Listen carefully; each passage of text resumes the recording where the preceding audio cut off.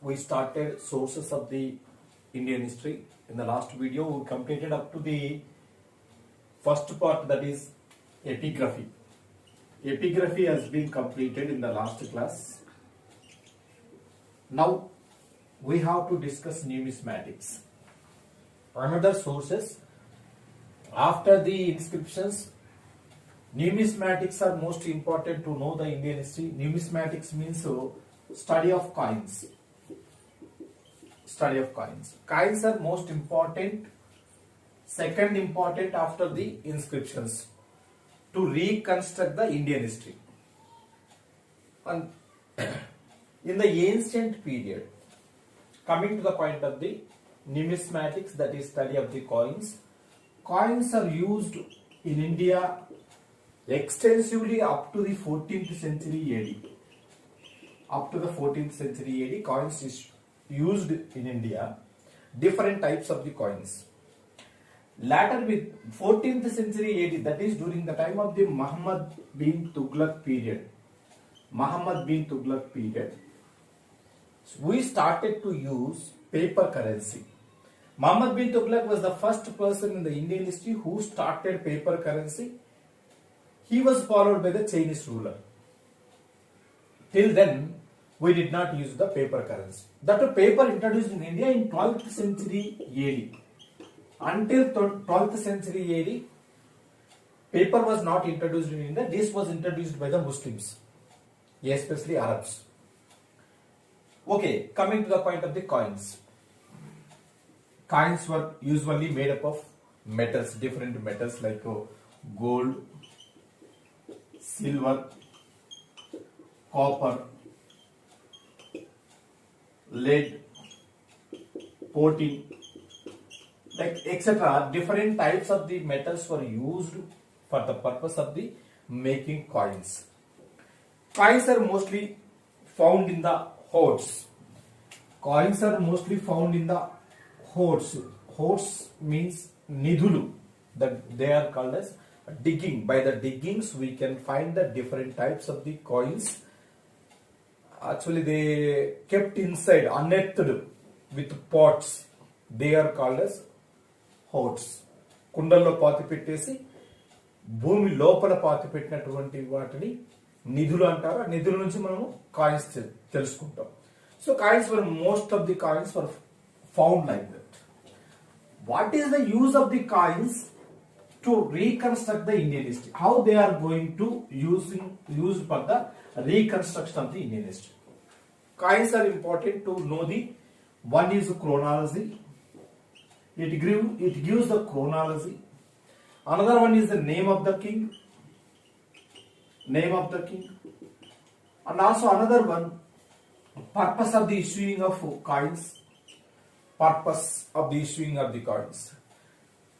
Also gods and goddesses of that period. So different types of information are given by the coins.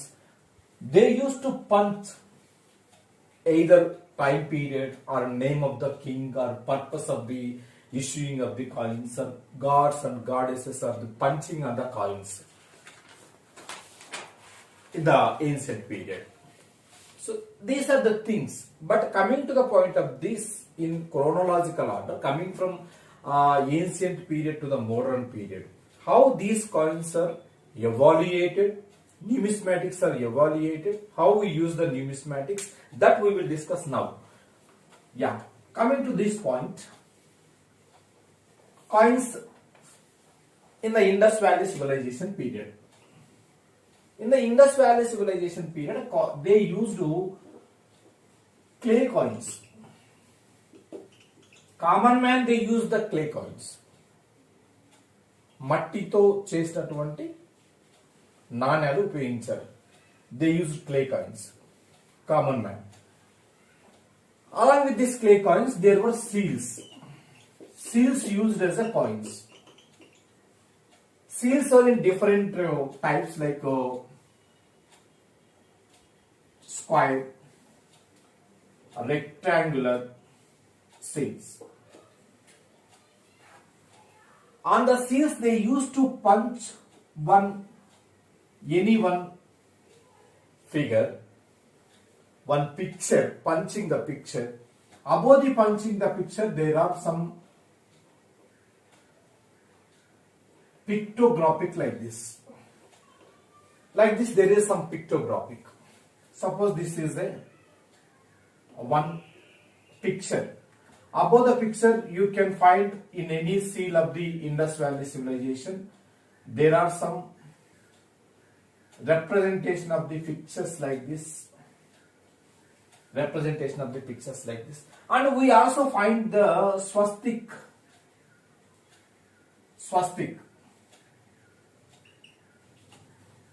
Swastik also found in the Indus Valley civilization period.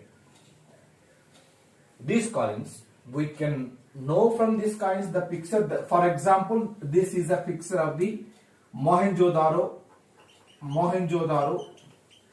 bull. Taking the picture of the Mohenjo-daro bull, above the Mohenjo-daro bull, there were some representations. These were called as the pictographic symbols. These pictographic symbols represents the matter. But till now, nobody deciphered the pictographic script of the Indus Valley civilization. If we decipher, definitely we will know more and more about the Indus Valley civilization. Sindhu నాగరికత లిపి అనేది pictures తో బొమ్మలతో చేసినటువంటిది కాబట్టి దాన్ని ఇంతవరకు ఎవరు చదవలేదు. దాన్ని చదివితే ఆ సమాజం గురించి కానీ ఆ నాగరికత గురించి కానీ మనకు పూర్తిగా ఒక అర్థం అవుతుంది. Like this is also found at the seals. Swastik is a pre-Harappan trite. So during the Harappan period, they made seals made up of steatite, a soft stone. Seals made up of steatite, a soft stone, with the soft stone. After the Indus Valley civilization, so what we understand about the Indus Valley civilization coins. Through the Indus Valley civilization coins, what we call seals, from the seals, there are some representation of the letters and also symbols, pictures, signs, S-I-G-N-S, signs. All these used to the assumption of the Indus Valley civilization conditions of that period. Next to, after the Indus Valley civilization, next in the Indian history, that is Vedic age. Especially Vedic age, we can divide into two parts: Rigvedic age and latter Vedic age. Rigvedic and latter Vedic age. Rigvedic age is also called as early Vedic age. During the early Vedic age period, people, they used gold coin called Nishka. Nishka used as a gold coin during the early Vedic period, that is Rigvedic period. What is Nishka? Nishka is a middle part of the necklace. It is a gold coin, middle part of the necklace, called as a pendant. Necklace మధ్య భాగంలో ఉన్నటువంటిది necklace అని ఎందుకు అంటారంటే because it has the lace to tie the lace. This part is considered as a coin during the time of the early Vedic period, mentioned in the different literary works. We also found coins as well as coins are represented or coins are mentioned in the literary works, some literary works. Coins మనకు దొరకడమే కాకుండా ఆ coins ని మళ్ళీ కొన్ని సాహిత్య గ్రంథాల్లో మనం చదువుతూ ఉంటాం. This is what we have to understand. Early Vedic period used the Nishka. latter Vedic period, coming to the point of the latter Vedic period. Why it is called as latter Vedic is the other three Vedas were composed during this age. That was the latter Vedic age. During this period, along with the Niska, there are some evidences used Satamana, Krishnala, and Kashyapana. Satamana, Krishnala, Kashyapana, these were mentioned in different literatures used as a coins. Silver coins. These are the silver coins. 6th century BC ended by 600 BC ended the latter Vedic period.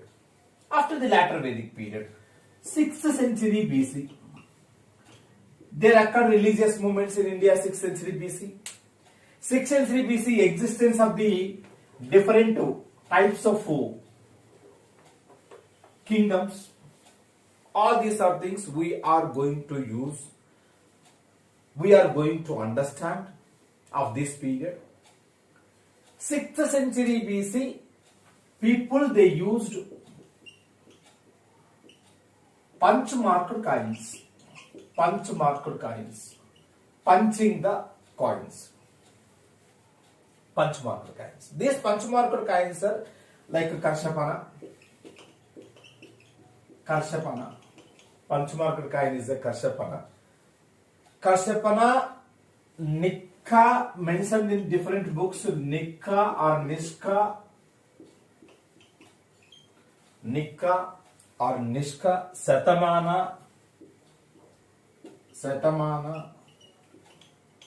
Vimshatika,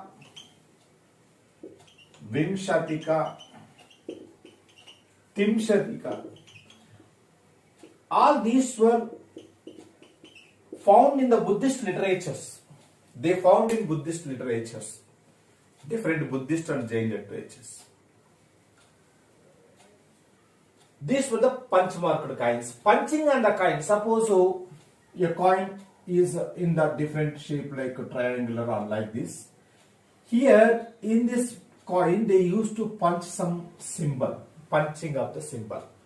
These are the punch-marked coins used in the 6th century BC.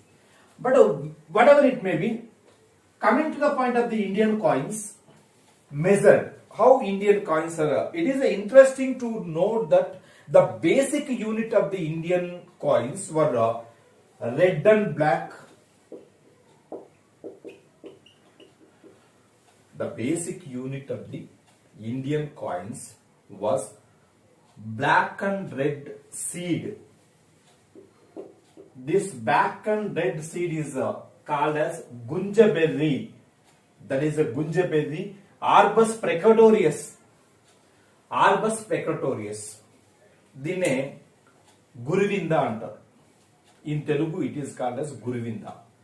It looks like a small egg. Upper part of this is a red. Lower part is black.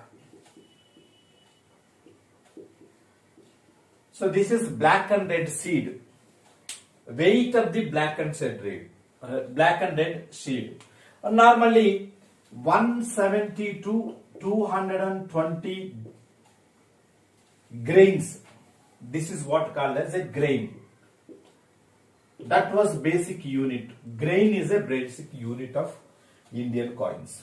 Whatever it may be, punch-marked coins or any coins. After the 6th century BC, during the 6th century BC, we can find another thing, a interesting thing found by the historians. These coins were issued by the guilds, used by the guilds. Guilds means trading community, trading professionals, traders, a group of traders or trading community. They used these punch-marked coins in the 6th century BC. Not rulers or anybody else, only the traders. Coming to the point of the after that Mauryans. Mauryan period. Different literary works also mention what coins they used during the Mauryan period. That was the Pana. Pana was silver coin. This Pana silver coin was mentioned in Kautilya's Arthashastra also. Kautilya's Arthashastra mentioned this Pana is a coin. Kautilya's Arthashastra mentioned Pana as a silver coin. 48,000 panas were given to the 48,000 panas were given to one army officer, army general. The salary of the army general was 48,000 panas, but here did not mention that it is either it is for the month or for the year. ఒక సైనికాధికారికి 48,000 పనాలు జీతంగా ఇచ్చేవారని తెలుస్తుంది. అది సంవత్సరానికి నెలక అనేటటువంటిది కౌటిల్య అర్థశాస్త్రంలో రాయలేదు. కౌటిల్య అర్థశాస్త్ర did not mention that whether it is a month or year. So most of the people, they understood that might be for the year. During this period, common people coin. Once in the examination they asked a question: what was the common people coin during the time of the Mauryan period? Mauryan period common coin is kakini. It was a copper coin. Kakini, copper coin. Deen gurtupettukondi. You remember this. Most important and asked several times in the different examinations. Common people coin was the kakini. That was copper coin. Next, coming to the point of post-Mauryan period. Mauryan period they used like that. Next, post-Mauryan period. After the Mauryans, that is the post-Mauryan period. During the post-Mauryan period, there were different types of different kingdoms were existed.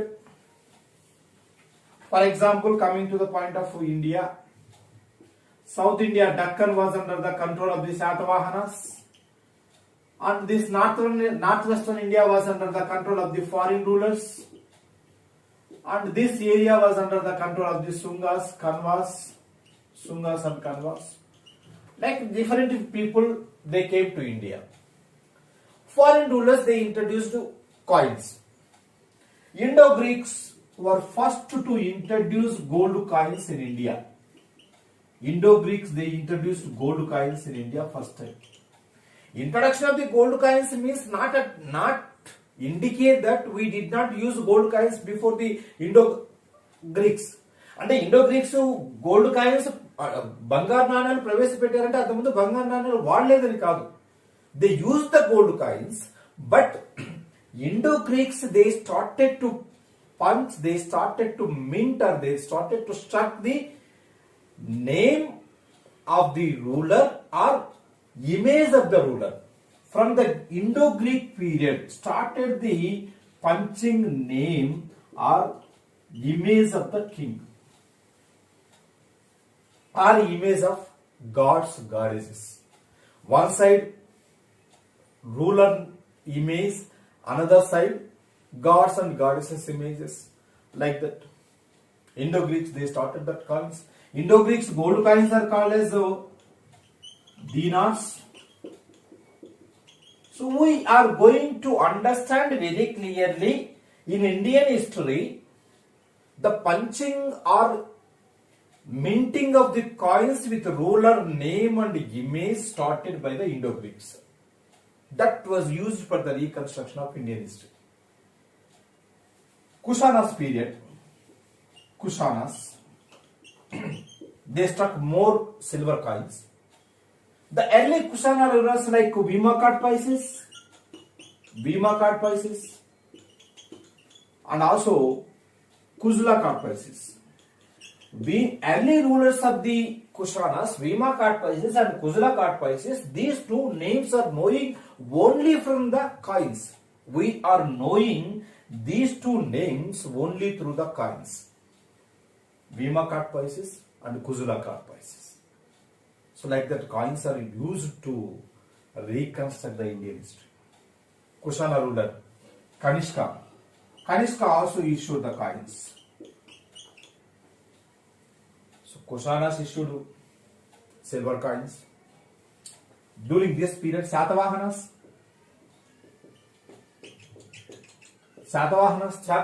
issued 14 coins. Satavahanas, they issued 14 coins. 14 is a alloy mixing of lead and tin. The mixing of the lead and tin, they are also called as lead coins. So 14 coins were issued by the Satavahanas. During the Satavahana period, Satakarni Satavahana ruler Satakarni issued Ujjaini symbol coins. Ujjaini coins. Ujjaini symbol coins. Yagnasri Satakarni, he issued ship model coins. He issued the ship model coins. Yagnasri Satakarni issued the ship model coins. He struck ship on the coin. That indicates overseas trade, sea trade developed during the time of the Yagnasri Satakarni. Yagnasri Satakarni తెరచాప నావా ఒక నాణం మీద వేయడంతో సముద్ర వ్యాపారం అభివృద్ధి చెందిందని తెలుస్తోంది. It developed the trade, overseas trade. After this Gupta's period,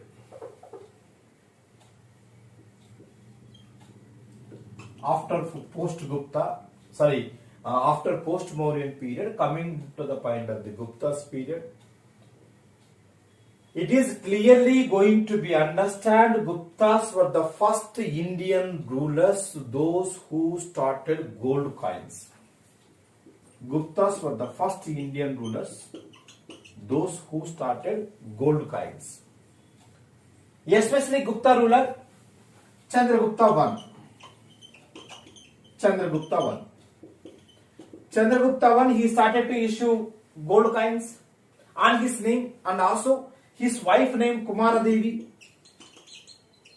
Kumaradevi name also mentioned on the coins. He was the first person who struck coins with his wife name in the entire Indian history. Kumaradevi's name. That we are going to understand.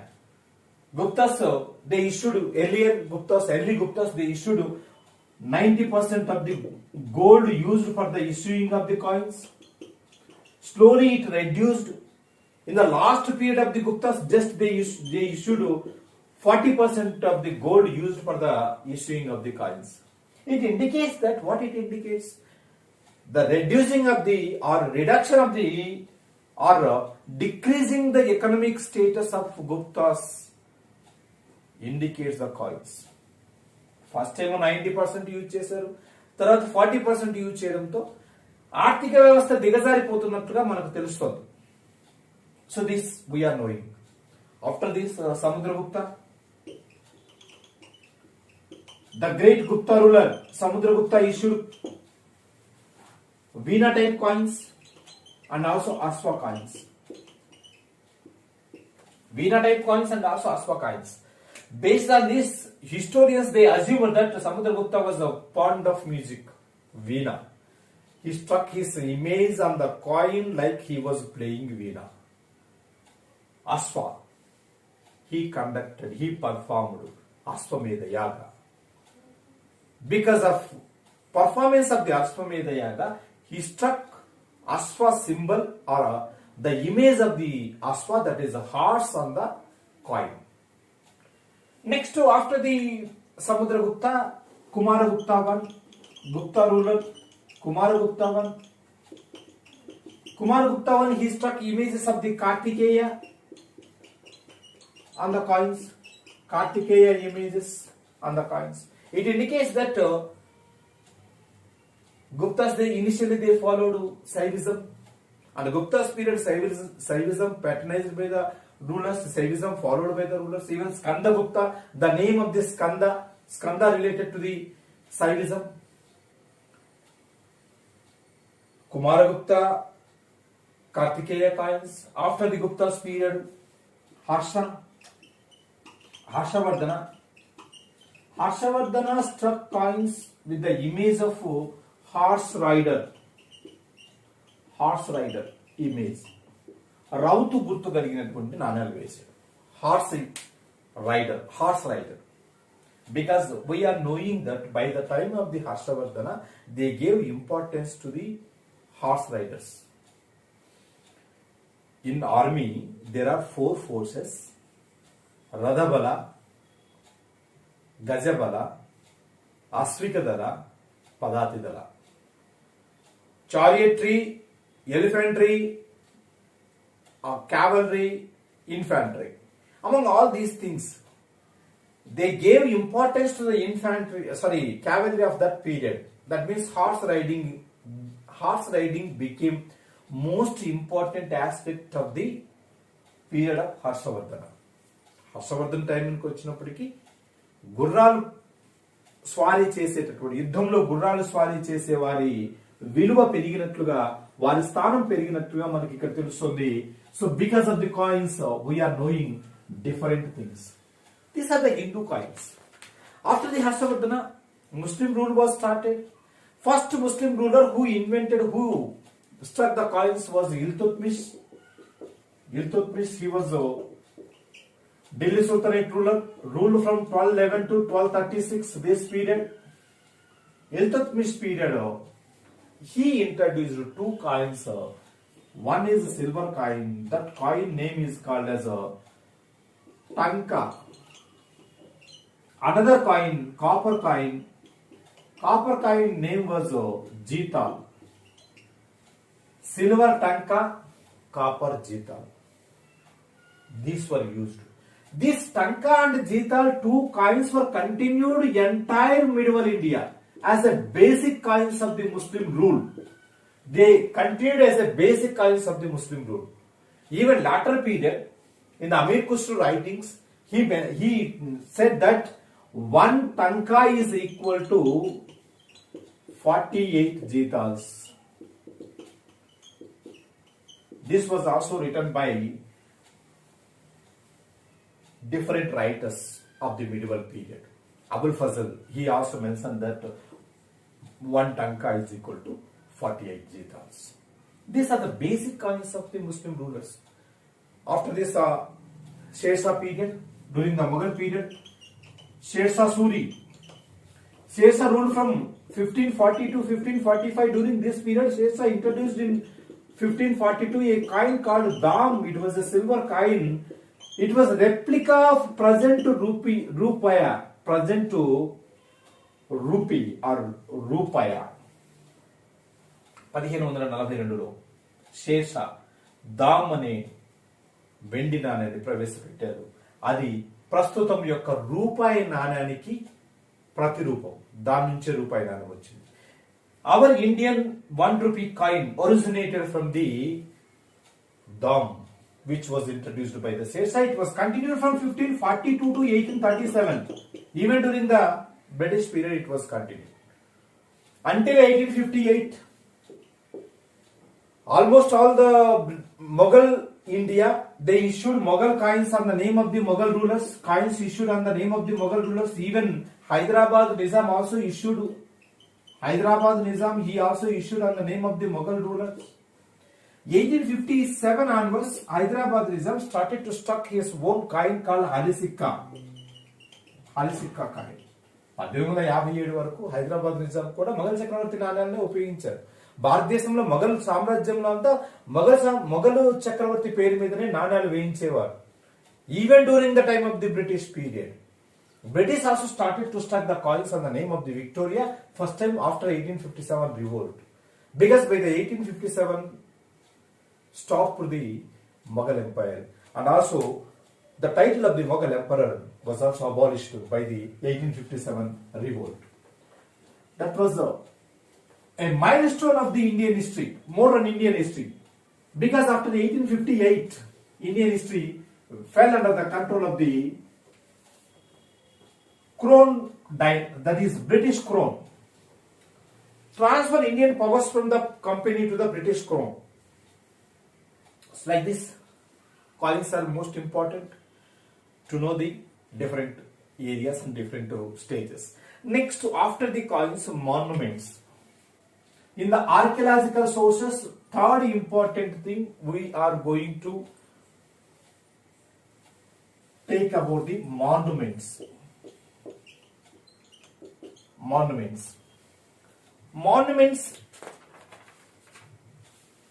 are different types. Like monuments we can recover monuments to the excavations.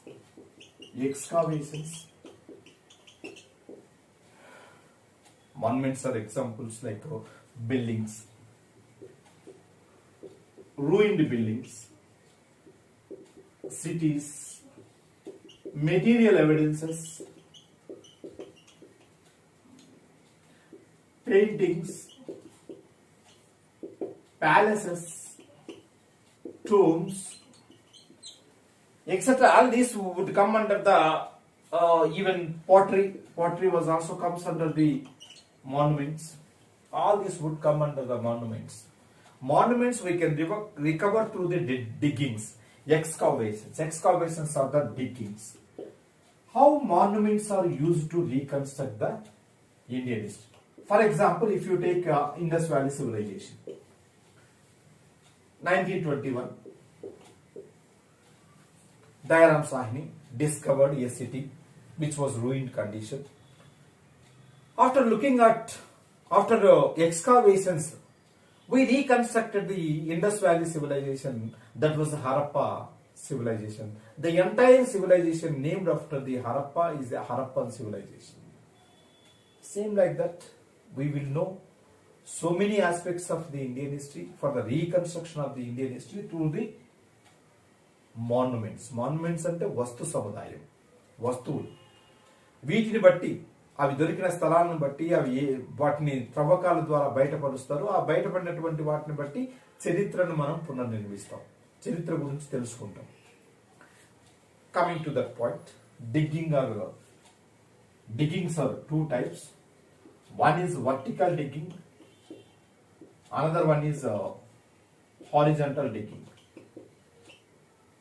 Through the vertical digging, we will know how many times it was constructed. For example, Mohenjo-daro constructed 7 times.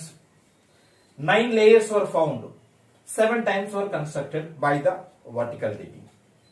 And horizontal digging, through the horizontal digging, we can know that how far it was extended. The area of the civilization, or the area of the building, or the area of the extension. These are the important to reconstruct the Indian history through the diggings. And coming to that point, from the ancient, that is Paleolithic period, prehistoric period to the present period. Some examples, we will take some examples. These are giving lot of reliable information. Monuments are giving lot of reliable information. Excavation, what is that? Excavations of Harappa, Indus Valley Civilization period. Before the Indus Valley Civilization period, prehistoric age. All the prehistoric ages reconstructed based on the archaeological evidences. Especially monuments. Here, what are the monuments we found? Tools, what they used, and skulls, paintings, tools, skulls, paintings, pottery. All these are important to know about this prehistoric age. We reconstructed prehistoric age based on all these things. The complete prehistoric age depended upon the monuments.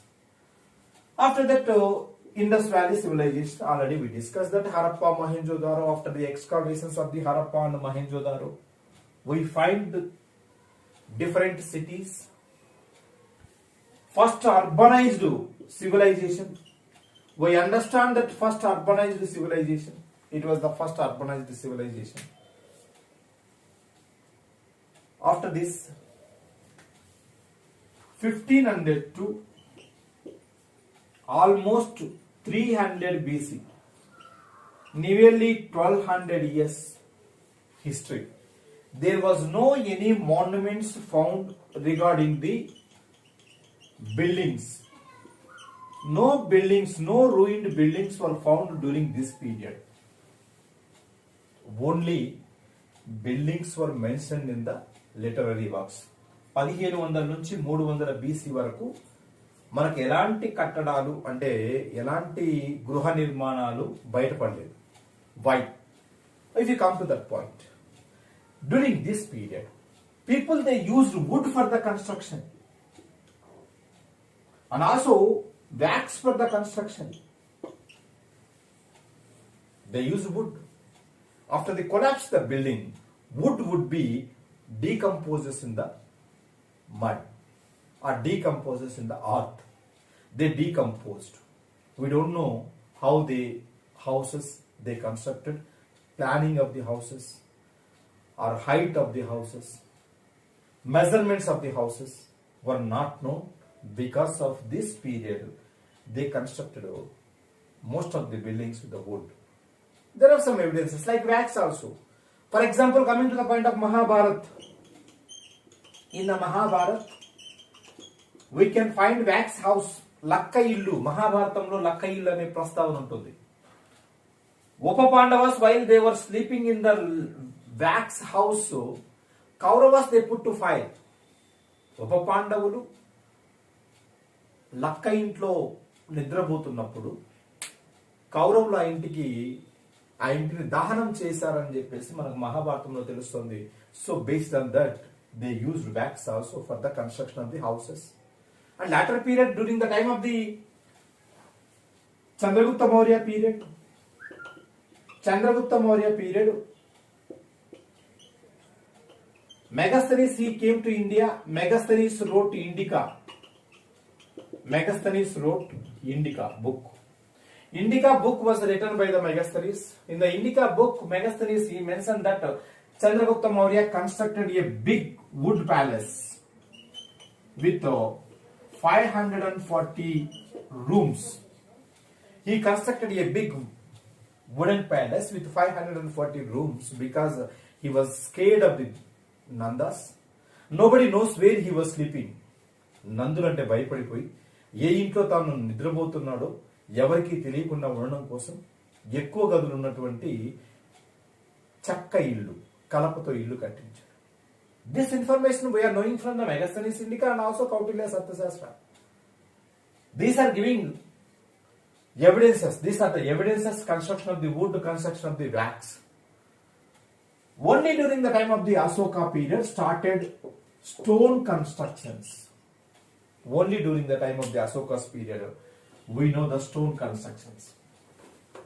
Ashoka, he constructed stupas. Nearly 84,000 stupas were constructed by the Ashoka in different areas, India and the boundaries of the India. 84,000 stupas were constructed by Ashoka, the great. Ashoka the Great of the Mauryan ruler. Next to, after this, we can find temple constructions in India. It was a culture. Our culture shown in the temples. Temples represent the culture of the India, art and architecture of India, the styles of the art and architecture of India, especially temples. Temple construction, temple culture started in India by the Kushanas.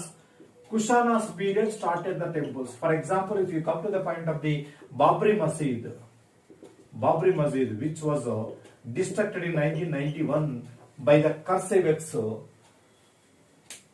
Babri Masjid, going to the back of the history of the Babri Masjid, before the Babri Masjid, according to the Indian tradition, there was a Rama temple. Rama temple constructed by the destruction of the Jain temple. That Jain temple was constructed by the destruction of the Kushanas period, a Hindu temple. There were four types of the constructions.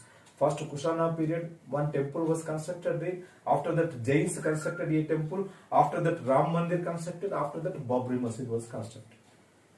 That area. So based on this, since from the Kushanas period, we started the temple culture.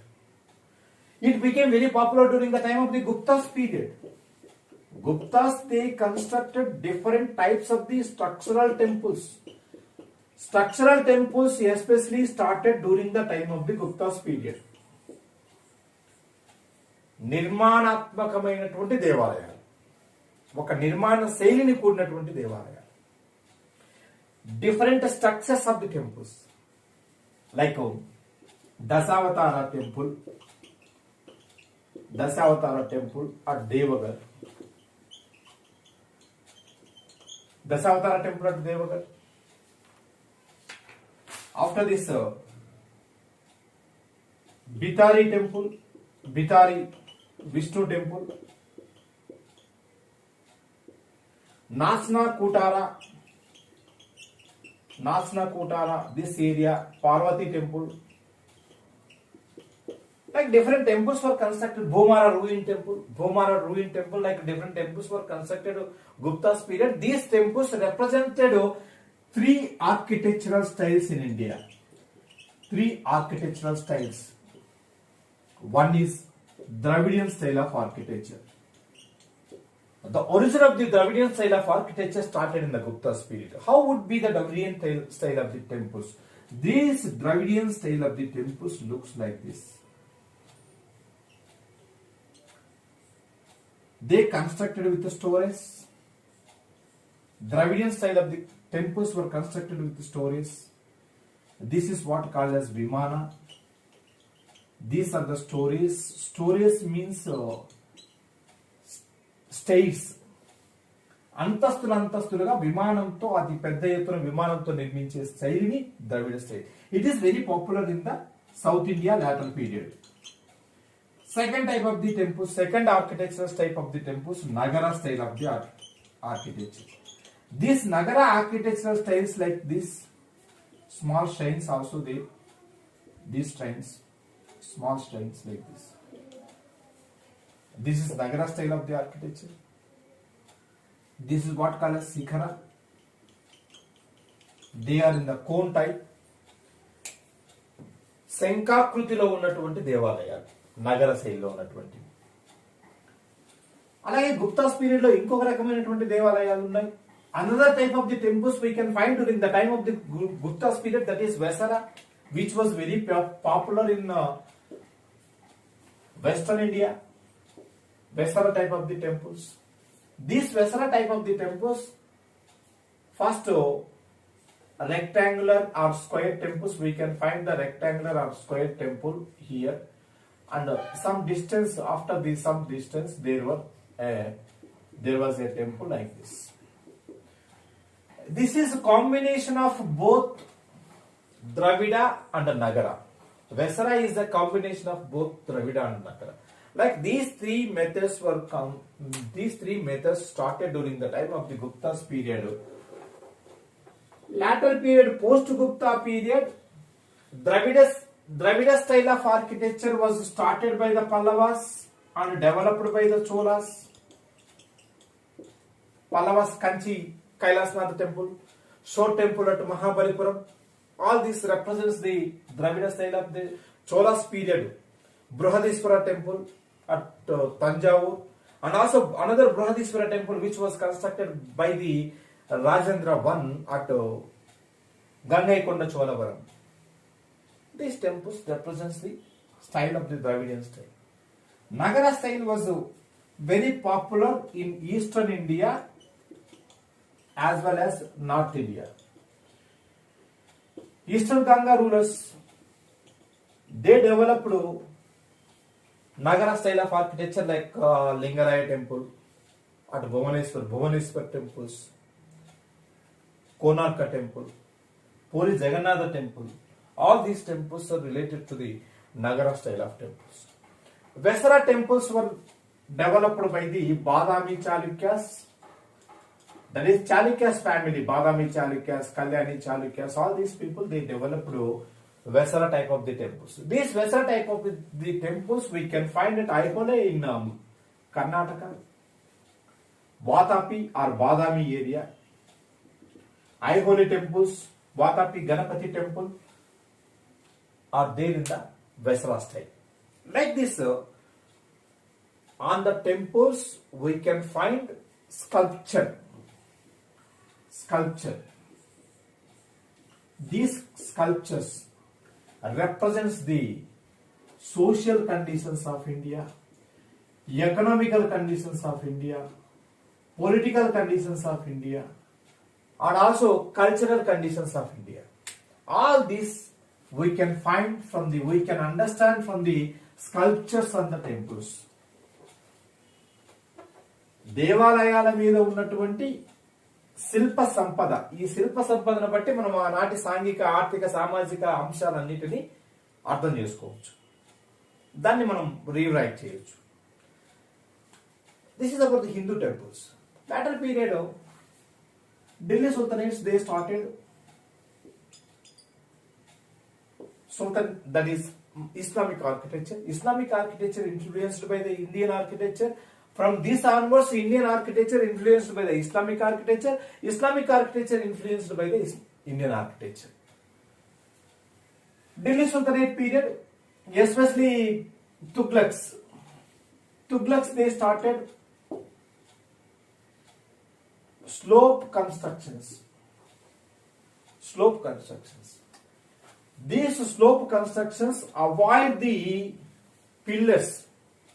The Indian construction style was pillars and beams. These pillars and beams replaced by the slope constructions, like what we are constructing big movie halls and also big marriage halls. All these are constructed with slope. This type of the constructions introduced in India by the Tughlaqs. Tughlaqs, they used grey stone. That's why all the Tughlaq buildings looks dull in situation, dull in the feelings. Mughals. After the Delhi Sultanates, Mughals, they started the gardens. Gardens surrounded by the palace, gardens surrounded by the palace, and the gardens surrounded by the tombs, like that. So these are the Mughal constructions. Mughal constructions of this period, they have the gardens and also they have tombs. These tombs with the gardens, still we are following Rajghat, Shantighat, all these things. So like this, monuments also used for the reconstruction of the Indian history. So this is about the archaeological sources. And archaeological sources, till now we completed inscriptions, that is epigraphs, numismatics and monuments. In the next video, we will start literary sources, how they are used for the reconstruction of the Indian history. Okay, good luck.